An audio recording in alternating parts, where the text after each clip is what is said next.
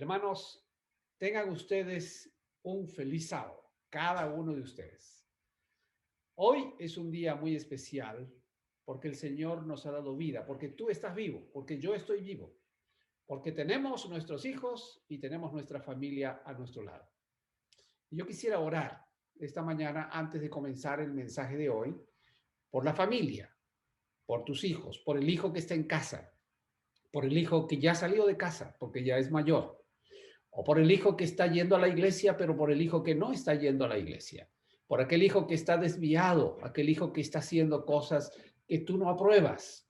Quisiera orar por tu persona que tal vez estás en problemas con tu matrimonio, o tal vez estás solo o estás sola. Y quién sabe, estás entristecido porque esta es la situación más difícil que un ser humano tiene que enfrentar.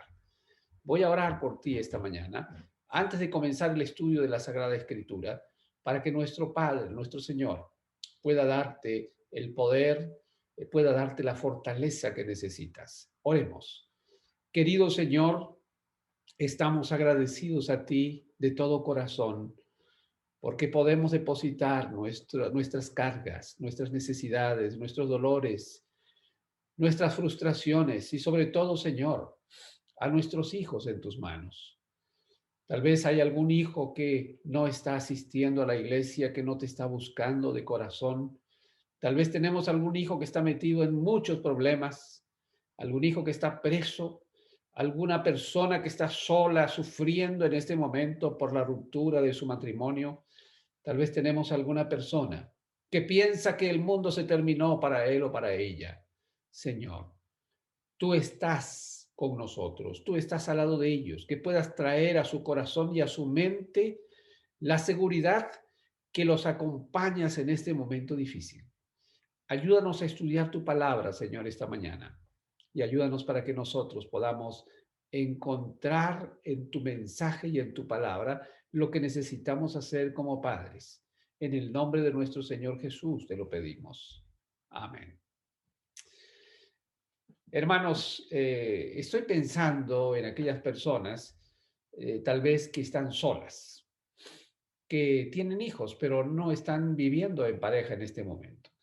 Tal vez tú eres una de esas personas o una persona completamente soltera, que las circunstancias de la vida te han separado de tus hijos. Quién sabe, tus hijos quedaron en tu país y tú estás aquí por razones de trabajo. Qué hermoso es ser padre. Yo creo que no hay una experiencia más hermosa que tener a tus hijos y sentir la alegría que tú los estás cuidando, que los estás protegiendo, los estás haciendo crecer, ¿no? Es una responsabilidad muy grande, pero también es una satisfacción enorme tener a nuestros hijos. Ahora, si usted no es abuelo, usted no sabe cuál es el grado de la satisfacción de ser abuelo, pero yo creo que supera mucho a esas emociones que tuviste cuando tú tuviste sus hijos. Porque son distintas, no porque sean más o menos, son diferentes las emociones. Y tal vez la emoción de haber tenido tu hijo hace muchísimos años ya no está tan fresca como la emoción de tener tus nietos en este momento. Sin embargo, es una responsabilidad el ser padre, es una responsabilidad que requiere esfuerzo, dedicación, entrega, convicción, requiere eficacia, efectividad, porque la sociedad está esperando que los hijos que nosotros tengamos contribuyan con ellos. Y Dios nos dio los hijos como una herencia.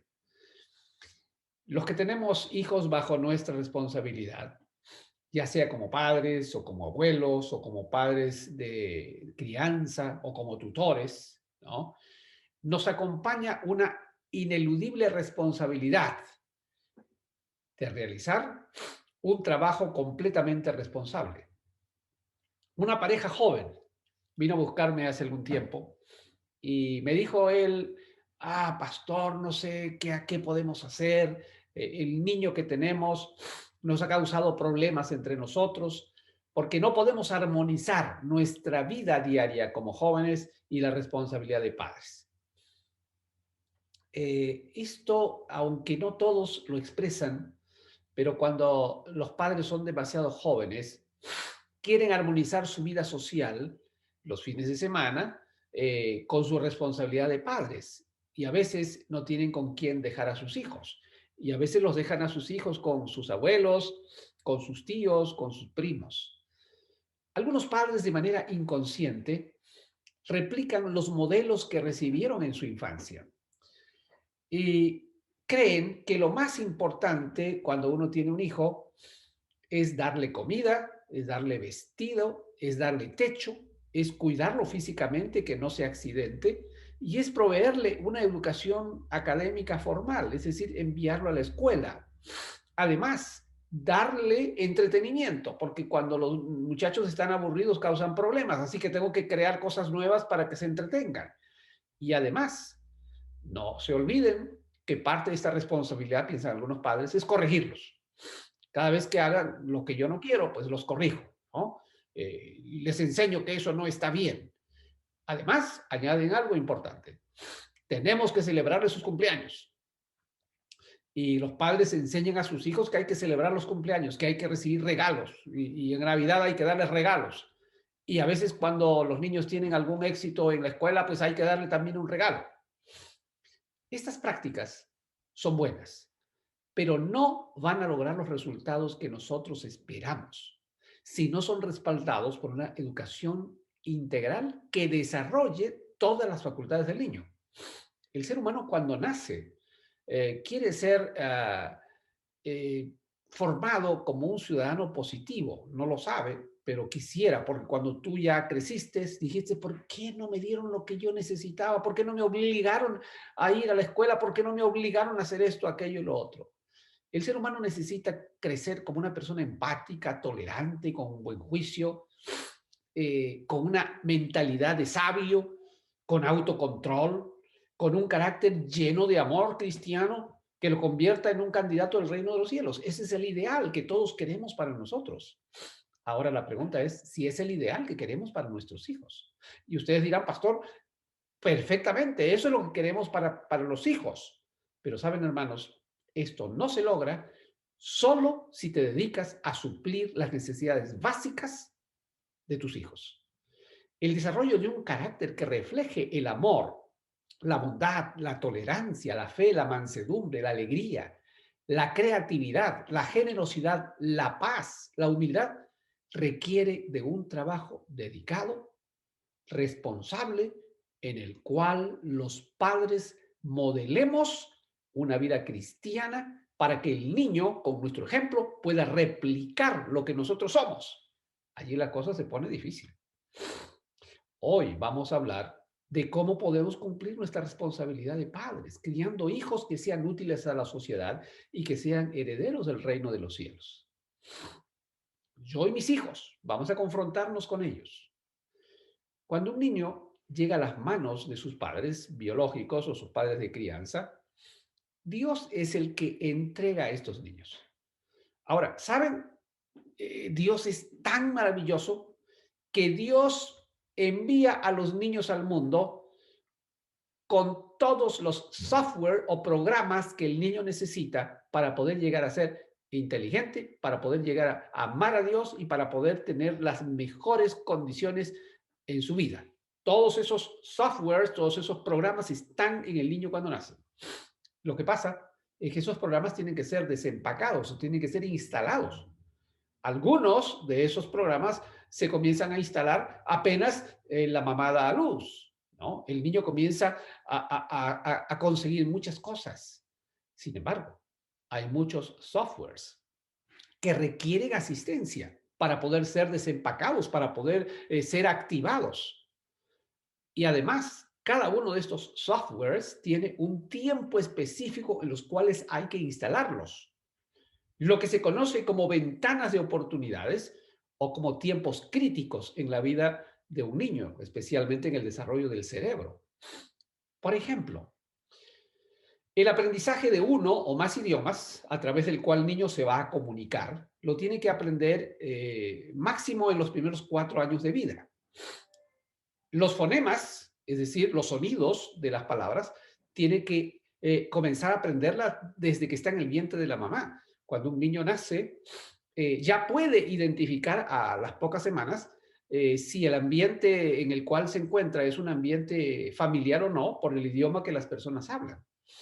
Esto no es algo que yo lo diga. Estos son estudios que se han realizado respecto a cómo los niños aprenden los idiomas. El desarrollo de sus habilidades matemáticas, por ejemplo, matemáticas básicas, lo aprende con la interacción del ambiente. Cuando el niño gatea, cuando el niño tira sus juguetes, ahora sabe que esos juguetes caen y está aprendiendo acerca de la ley de la gravedad, etcétera. Si el niño tiene una estimulación adecuada, especialmente la estimulación que los padres le tienen que dar, entonces podrá tener un buen desarrollo de su parte cognitiva de su cerebro. Algunos piensan que los niños tienen que ser estimulados por técnicas o metodologías ajenas a los padres. La mejor estimulación que puede recibir un niño es directamente la de sus padres. La base del desarrollo de su empatía, por ejemplo, ¿no? De esa inteligencia emocional que todos los seres humanos necesitamos, ¿no? El de cómo tratar a otras personas que nos rodean, cómo manejar las frustraciones, cómo desarrollar el autocontrol, cómo desarrollar nuestro cerebro para que pueda pensar y pueda decidir adecuadamente, cómo desarrollar la confianza, tienen que ser aprendidos en los 5 primeros años de vida. Y la mejor manera de enseñarles es con el ejemplo. La adquisición de los valores morales y espirituales para que sean formados en la vida, en la mente de un niño, requieren necesariamente e indispensablemente ser enseñados y aprendidos por imitación más que por palabras. El sueño, la alimentación, la disciplina personal, el orden, el amor por la búsqueda del conocimiento, de la lectura, la capacidad de tomar decisiones, la seguridad, la fe, la esperanza, la confianza en Dios, también tienen que ser trabajadas en los primeros 5 años de vida del niño. Eso significa que los padres tenemos una responsabilidad que va muchísimo más allá de simplemente darles comida, vestirlos, cuidarlos físicamente, darles una educación académica formal y enseñarles otras habilidades. Es muchísimo más que eso. Las conexiones que se forman en el cerebro de los niños son las que determinan sus habilidades futuras. Determinan lo que el niño va a hacer en el futuro de su vida como ser humano. Lo que ve, lo que oye, lo que hace. Favorecen al desarrollo de su cerebro. Si este proceso es acompañado por padres que intencionalmente les ayudan, estimulándonos a través de la interacción con ellos, estarán favoreciendo a la formación del carácter del niño, marcando el rumbo de su futuro. Y lo único que vamos a llevar al cielo es el carácter. Cuando un niño nace, aproximadamente tiene 100.000 millones de neuronas, pero muy pocas conexiones neuronales. Las experiencias que un niño tiene en los 3 primeros años de vida dejan una huella profunda y duradera, porque es la etapa en la cual mayor cantidad de conexiones se van produciendo en el cerebro del niño, que le van a ayudar a decidir y a desarrollar cosas presentes y futuras. A los 4 años de edad puede llegar a tener un máximo de 1.000 billones de conexiones neuronales. Muchísimo más de lo que tiene un adulto, por supuesto. Por lo tanto, esta es una edad crucial en la vida de un niño. Ahora ustedes estarán preguntando, bueno, ¿qué es una conexión neuronal? Déjenme explicarles de manera muy sencilla, lo más sencillo que pueda. La conexión neuronal es un proceso a través del cual las neuronas, que son las células nerviosas que tenemos en el cerebro y que también se encuentran en otras partes de nuestro sistema, esas neuronas intercambian información, se comunican unas con otras, interpretan qué cosa necesita. Si usted necesita tener calor, le dicen, necesita tener calor, para poder tener calor hay que tomar algo caliente, hay que enfriarse, hay que cobijarse en un lugar caliente. Esas necesidades, esas emergencias son comunicadas. Eso es una conexión, se forma una información, un intercambio de información, eso es una conexión. Pero estas conexiones son dinámicas. ¿Y qué quiere decir dinámico? Que se mueven constantemente, que van activas constantemente y son adaptativas, es decir, responden a las necesidades que los seres humanos tenemos. Y muchas de esas conexiones que se forman muy temprano en la vida nos ayudan para que después de manera automática nosotros podamos responder a las necesidades. De paso que la mayor parte de las decisiones que tomamos en la vida son automáticas.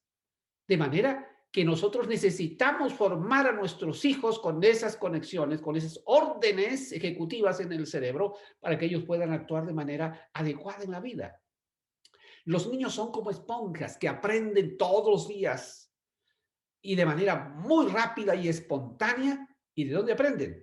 Aprenden de la interacción del medio ambiente, con sus padres fundamentalmente, con otros niños y con la naturaleza. Los primeros años son los más oportunos para enseñar la fe en la vida de los niños. Preguntémonos, ¿estamos desaprovechando este periodo de oportunidad? La iglesia, su iglesia, no hablemos de la iglesia, su iglesia está invirtiendo dinero, está eligiendo a los mejores maestros para las clases de cuna y de infantes. Sabemos que la mayor parte de las iglesias está perdiendo a los jóvenes adolescentes de las iglesias. Es decir, ya no se quieren involucrar con las iglesias, ya no asisten más a la iglesia. Y la pregunta es, ¿qué factores están llevando a nuestros niños a esta situación?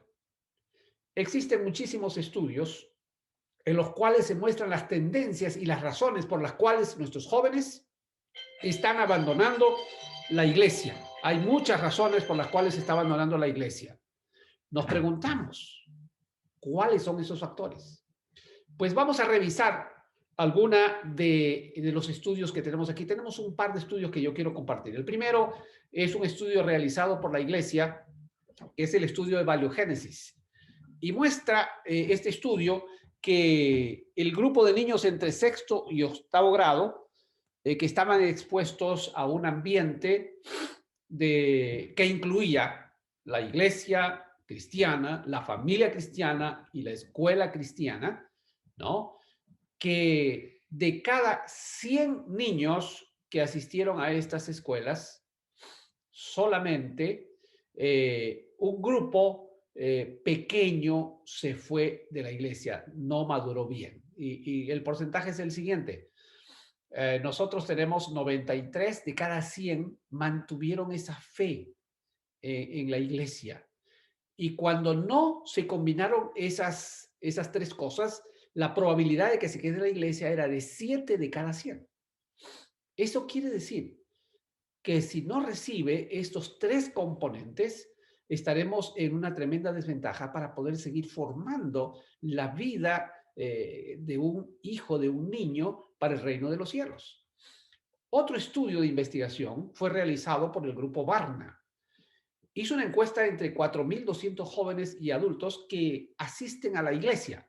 No eran gente que no asistía y que asistían fielmente. Y se hizo una pregunta muy, muy simple a estas personas. Y se les preguntó a qué edad aceptaron al Señor Jesucristo como su Salvador personal. Muchos de ellos fueron bautizados a esas edades. Y los resultados fueron increíbles. Cuando leí la primera vez me quedé pasmado. Los niños que aceptaron a Jesús entre los 5 y los 13 años permanecieron en la iglesia, mejor dicho, no se salieron de la iglesia en un 60%. Los que habían aceptado a Jesús entre los 14 y los 18, específicamente en este periodo de la edad de adolescencia, permanecieron en la iglesia el 15%. Y los que aceptaron a Jesús después de los 19 años hasta la muerte, solo se quedaron en la iglesia un 25%. Eso significa que la decisión temprana de haber aceptado a Jesús como su Salvador personal los hizo que de cada 100 niños que aceptaron a Jesús entre los 5 y los 13, se quedaran 60 en la iglesia. Aquí vemos con claridad que el trabajo realizado en favor de los niños por parte de los padres, por parte de los maestros, por parte de la iglesia es crucial. Si sumamos la decisión de entregarse a Jesús por los niños y los adolescentes, juntamos ambos grupos, vamos a encontrar que si trabajamos por esos grupos, el 75% se van a quedar en la iglesia, es decir, de cada 175. De acuerdo a esta información, mis hermanos, se sugiere que debemos enfocarnos en esos grupos receptivos, que son los niños, potencialmente fieles.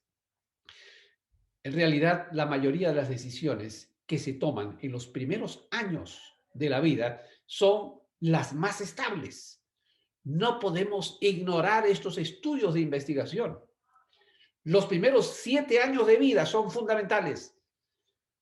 Algunos estudios nos dicen que la edad entre 8 y 13 años es una edad crucial para poder interpretar las emociones de las personas. Es decir, en esa edad, si el niño recibe mucha violencia, le será muy difícil poder tolerarla en el futuro.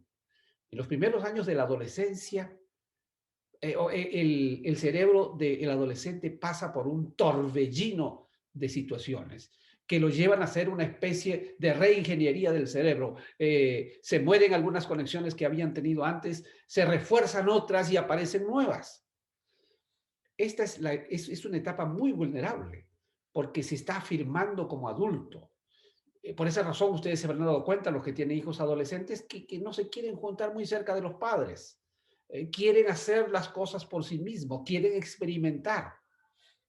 Pero si esos niños han tenido buenos modelos, han tenido un ambiente familiar saludable, han tenido una escuela cristiana a la cual ir con maestros excelentes y han tenido una iglesia completamente involucrada en servir y formar a nuestros niños, entonces lo que le espera a estos niños en su adolescencia es la reafirmación de esas conexiones que para él o para ella fueron una bendición cuando estaban niños.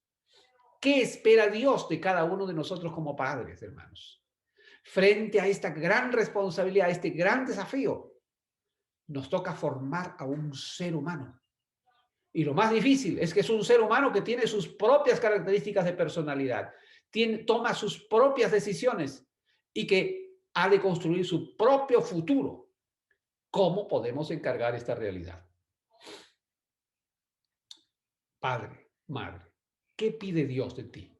¿Qué pide Dios de nosotros? Una de las bendiciones que Dios le dio a nuestros primeros padres fue tener una familia y hacerla crecer de manera saludable.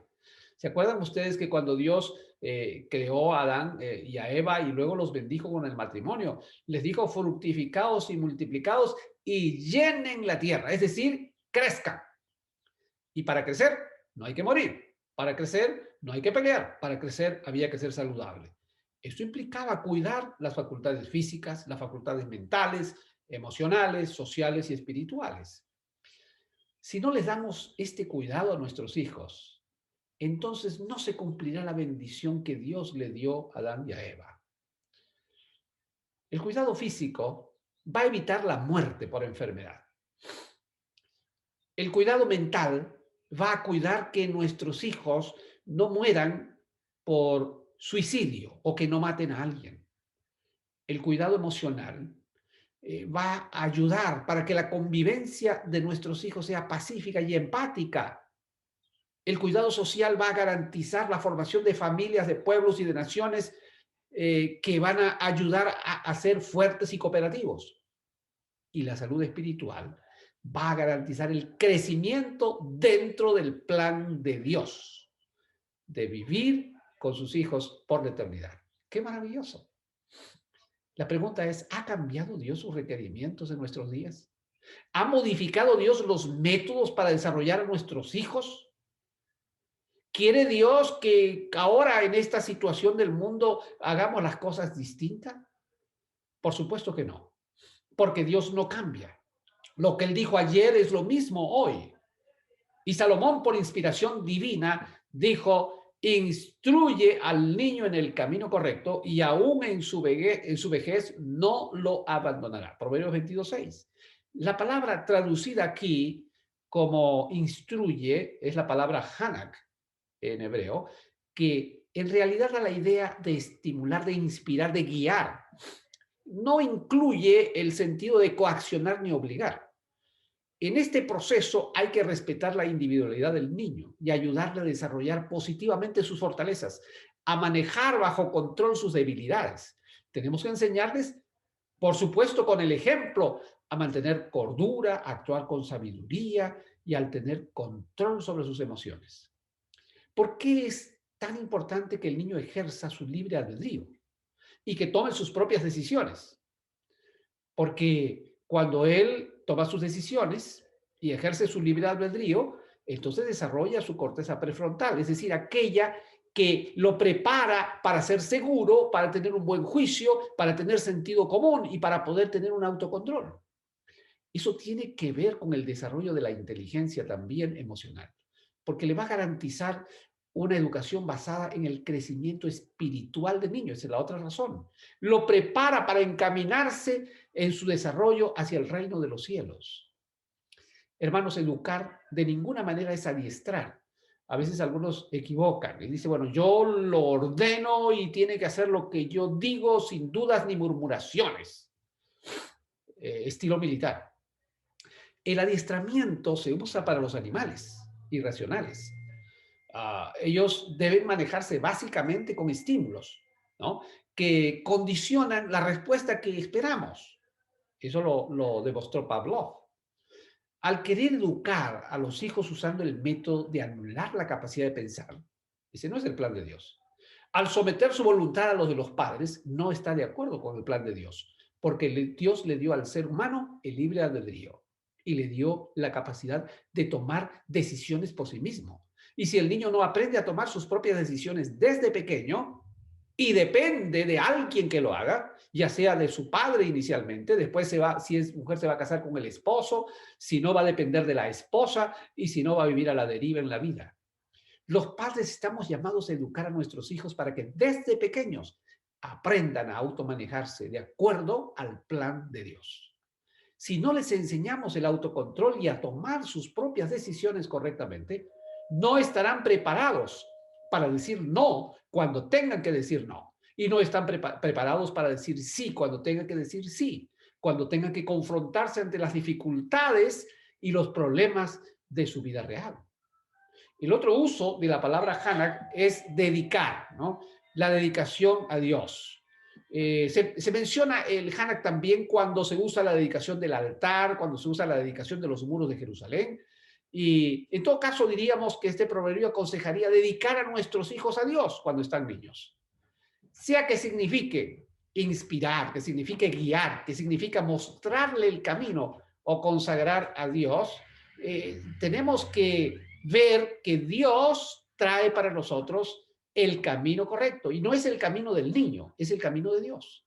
Eso significa, como padres, nuestra principal tarea es conducir, modelar, inspirar, dedicar a nuestros hijos a Dios y prepararlos para que puedan hacerlo por ellos mismos. Es necesario cubrir las necesidades básicas de nuestros hijos, pero es indispensable enseñarles a identificar el camino de Dios por el cual ellos tienen que andar. El método divino, hermanos, garantiza que permanezcan en los caminos de Dios a pesar de los esfuerzos del enemigo para hacerlos caer. Las tentaciones, las influencias de los amigos, el amor por las cosas materiales, la dependencia de los vicios, de la violencia, de la discriminación, el odio, el orgullo, toda forma de mal será vencido si el niño aprende a depender de Dios y a confiar plenamente en las promesas del Señor. El Señor Jesucristo, hermanos, fue mucho más claro respecto al cuidado, al hecho de inspirar y de conducir y de proteger a los niños. A mí me llamó muchísimo la atención este versículo que voy a compartir. Está en San Mateo 18:2, lo dijo Jesucristo. Un día Jesús estaba allí y dice el texto, él llamó a un niño y lo puso en medio de ellos. Jesús quería dejar muy claro que lo que iba a decir se trataba de un niño literalmente. No se trataba de una metáfora, no se trataba de una alegoría, no se trataba de una parábola. Jesús luego dice en el versículo 5, el que recibe en mi nombre a un niño como este, o sea, lo señala al niño, ahí estaba el niño presente, me recibe a mí. Jesús reafirma que se debe tratar a un niño indefenso, dependiente de sus padres, con muchísimo respeto, y porque lo estamos como si lo estuviéramos tratando a Jesucristo. Jesús realza la dignidad del niño, los derechos del niño, el respeto que se le debe dar a un niño, que no se debe abusar del niño, ni se debe tratarlo como un ser humano incompleto. Después de dejar bien claro que se debe respetar a un niño como algo muy especial, hace una declaración sumamente impresionante el Señor Jesucristo. Y está en Mateo 18:6. Pero si alguien hace pecar a uno de estos pequeños que creen en mí, y se trataba de un niño, porque este es el contexto, más le valdría que le colgaran al cuello una gran piedra de molino y que lo hundieran en lo profundo del mar. Aquí la traducción hacer pecar en griego es escandalice, es decir, poner al niño en condiciones de pecar. En otras palabras, descuidarlo, ponerle tropiezo a su fe, no darle prioridad al desarrollo espiritual, no apoyarlo al participar en las actividades del club de conquistadores. Algunos padres, oh, el domingo, estoy cansado. No llevarlos a tiempo a la escuela sabática, miren, toda la semana me levanto temprano. Actuar con negligencia es muy común en nuestra sociedad. Inclusive, en cuanto al abuso infantil, la violencia por negligencia ocupa el primer lugar. Jesús da la sentencia por este acto de negligencia y el Señor Jesucristo dice que el negligente con sus hijos se le debe atar una piedra de molino en el cuello y debe ser lanzado a las profundidades del mar. El Señor mismo se encarga, hermanos, de dar pautas específicas para cuidar a nuestros hijos, los cuales son las joyas de la corona del Creador, como lo dijimos. Dios dejó instrucciones precisas a los padres para educar a sus niños. Tal vez en este momento tú estás diciendo, pastor, ya me siento culpable. No te sientas culpable, porque si tú en este momento puedes corregir el tiempo, la dedicación, la entrega, entonces el Señor cubrirá lo que tú no hiciste. Dios se encargó de registrar estos mandatos directamente y se los dio a Moisés para que Moisés se los diera al pueblo, para que el pueblo criara a sus hijos de manera saludable. El gran problema del pueblo de Israel fue que no cumplió con el mandato de Dios. Y eso nos pasa a nosotros hoy también. En Deuteronomio capítulo 6, versículo 1, dice el Señor, Dios dice, estos son los mandamientos, los preceptos y las normas que el Señor tu Dios mandó que yo te enseñara. Es decir, Dios le dijo a Moisés claramente, esto es lo que tienes que enseñar para que los pongas en práctica en la tierra que vas a tomar posesión. Estas son no enseñanzas de Moisés. Estos son mandamientos, preceptos y normas de Dios. Y tienen un carácter mandatorio e imperativo. ¿Y qué dice? Deuteronomio 6, 4 al 9. Escucha, Israel, el Señor nuestro Dios es el único Señor. Y luego utiliza varios verbos de los cuales vamos a hablar un poquito.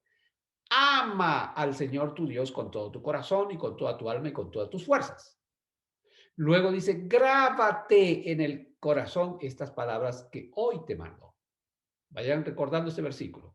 Y luego dice, incúlcales continuamente a tus hijos.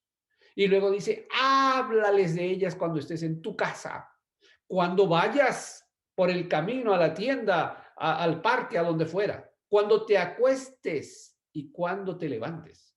Y luego dice, átalas a tus manos como una señal. Y luego dice, llévalas en tu frente como una marca. Y luego dice, escríbelas en los postes de tu casa y en los portones de la ciudad. ¡Wow! Tremendo. Veamos esos pasos del mandato del Señor. El primero dice, escucha a Dios. ¿A quién le dice? Al Padre. El Padre tiene que aceptar al Señor como su único Salvador personal. Tiene que estar completamente entregado y comprometido con Dios. Un padre que no está comprometido con Dios no podrá cumplir la misión con sus hijos. No puede distraerse con ninguna otra cosa o persona aparte de Dios el Creador. Tiene que estar convencido de que Dios es el único Salvador y el único Creador. Porque el que no lo vive no podrá enseñarlo. Tiene que amar al Señor. Ama al Señor, le dice. Y este es el Padre también. Y considéralo como tu único Señor. Este es un amor total, genuino, transparente, que involucra todo tu ser, todas tus emociones, toda tu mente, todas tus fuerzas, en fin, todo tu ser. Así tienes que amar al Señor. Este es el primer gran mandamiento de la ley. Graba en tu parte consciente y en tus emociones. El medio usado, más eficaz para grabar los mensajes en la memoria de largo plazo de los seres humanos es la emoción. Cuando nosotros amamos algo, entonces se quedará por largo tiempo dentro de nosotros. Y esa información nos ayudará a tomar decisiones en el futuro. Dios dice a los padres que lo primero que debes hacer es escuchar a Dios, amar a Dios, grabar en tu mente la palabra de Dios y grabarlo en tus emociones para que no se olvide. Después que tú como padre y como madre estás conectado con Dios, entonces reciente será posible que te conviertas en un maestro por precepto y por ejemplo de tus hijos. Al ver tu conducta, tus acciones, tus palabras, tus gestos, tus hijos quedarán convertidos y conmovidos. Del versículo 7 al versículo 9 tiene que ver con el trabajo que debemos hacer con nuestros hijos. Ya estamos preparados en los versículos anteriores. Ahora dice el Señor, incúlcales, no dice de vez en cuando, dice continuamente. Y cuando habla continuamente, aquí da la continuidad. No es una vez a la semana, no es una vez al mes. El trabajo de educar, de hacerles recordar a través de nuestras acciones a nuestros hijos, van a ayudarles a fijar esas enseñanzas en sus mentes y en sus emociones. Inculcar es repetir con empeño, con ahínco, con emoción y sobre todo con convicción, porque si yo no lo creo, entonces no lo puedo enseñar. De manera que no suene simplemente como palabras vacías, sino como algo que los hijos interpretan genuino. Luego dice, háblales, no es transmitir en un lenguaje teórico, no es simplemente hacerles escuchar un sermón. Para tener eficacia hay que transmitirlo a través de palabras que inspiren confianza, que transmitan amor, que tengan convicción y que hagan sentir seguro a nuestros niños. ¿Cuál es la frecuencia de este trabajo? Para transmitir nuestra experiencia a Dios. Ya la frecuencia está normada en este versículo. El tiempo en que estás en casa. Cuando viajen juntos a algún lugar. Antes de dormir y después de levantarte. En otras palabras, el día entero. Esta práctica ha de formar parte, hermanos, de las rutinas diarias y debe convertirse en un hábito para padres y para hijos, a fin de que los lazos familiares le den seguridad, le generen confianza, llenen de alegría a nuestros hijos, porque este será el momento más feliz del día. Ustedes no se imaginan lo que significa para un niño tener a su padre al lado de su cama antes de dormir y que el padre le cuente una historia o le cuente lo que le pasó en el día, que le cuente un milagro de Dios. No se imaginan lo que significa para un niño que el padre y la madre estén involucrados en las cosas que le pasan en el día. Si la práctica de hablarles de Dios se convierte en un monólogo tedioso, metodológicamente inapropiado para la edad del niño, entonces este no tendrá ningún efecto positivo. Más bien tendrá efecto negativo y contrario al propósito de Dios. Porque el niño llegará a aburrirse del culto, entre comillas, el niño llegará a aburrirse de la lectura de la Biblia, llegará a aburrirse de todas estas cosas, y ese no es el propósito de Dios. Dice luego Dios, padres, aten a sus manos como una señal. Las manos representan las acciones. Estas acciones deben ser consecuentes con lo que vivimos, lo que decimos con lo que vivimos. Tiene que haber un solo mensaje. Yo digo, hijo, tienes que orar y el niño tiene que ver que yo oro. Hijo, tienes que leer la Biblia y el niño tiene que ver que yo estoy leyendo la Biblia. Hijo, tienes que asistir a la iglesia y el niño tiene que ver que yo no solamente asisto a la iglesia, sino que estoy feliz por hacerlo. Luego dice, llévalas en tu frente. Esto representa la capacidad de reflexionar, de analizar, de planificar. Evoca el uso de esta corteza prefrontal, la parte inteligente del ser humano. No podemos actuar movidos por impulsos cuando corregimos a nuestros hijos. Tenemos que usar nuestra capacidad de evaluar las consecuencias de nuestras acciones. Tenemos que medir los resultados futuros de nuestras reacciones emocionales frente a nuestros hijos. El cerebro humano se adapta para defenderse a la agresión y se coloca en modo de supervivencia. Cierra su capacidad de pensar cuando es agredido. Pierde su capacidad de concentrarse. Por lo tanto, un niño agredido no reflexiona. Un niño agredido no almacena ningún conocimiento en este estado en su memoria de largo plazo. Quiere decir, mis queridos hermanos, que el cerebro sufre cambios al aumentar los niveles de cortisol y concentrar su energía más en los músculos y en protegerse que en hacer un aprendizaje teórico o experimental. Nunca Deberíamos usar la agresión o la fuerza para enseñar lecciones a nuestros hijos, especialmente las lecciones más importantes de la vida. Y esas lecciones más importantes de la vida son las espirituales. Si hacemos esto, entonces convertirá a nuestros niños en personas que aprenderán a desobedecer y alejarse de Dios.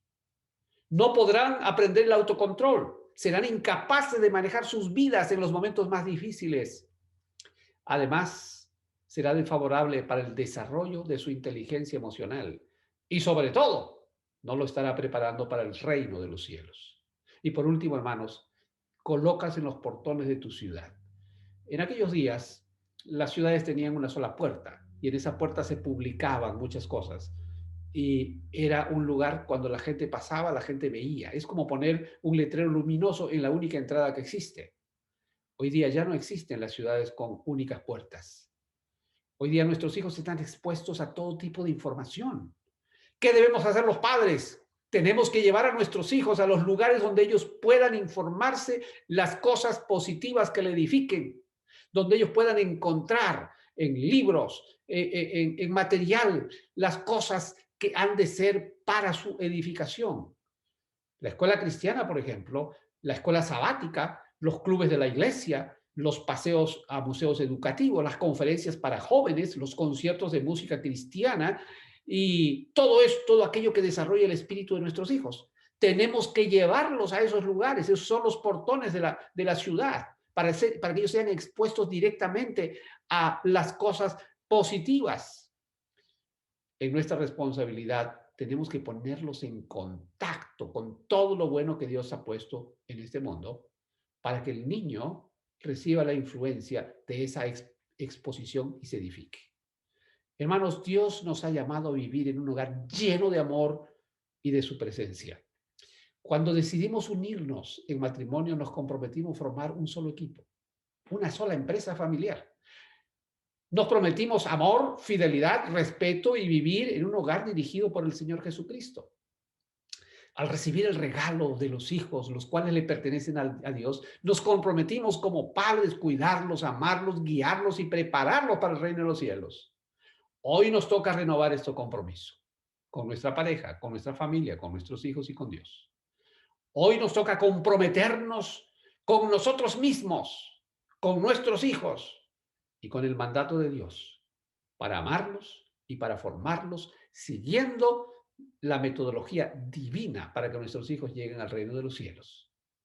Si Dios habló tu corazón en este momento, entrégale tu vida a Él, renueva tu compromiso con el Señor y con tu familia, llama a tu pareja, a tus hijos, colóquense en este momento de rodillas para rededicar nuestras vidas a Dios y comprometernos a caminar juntos para llegar al reino de los cielos.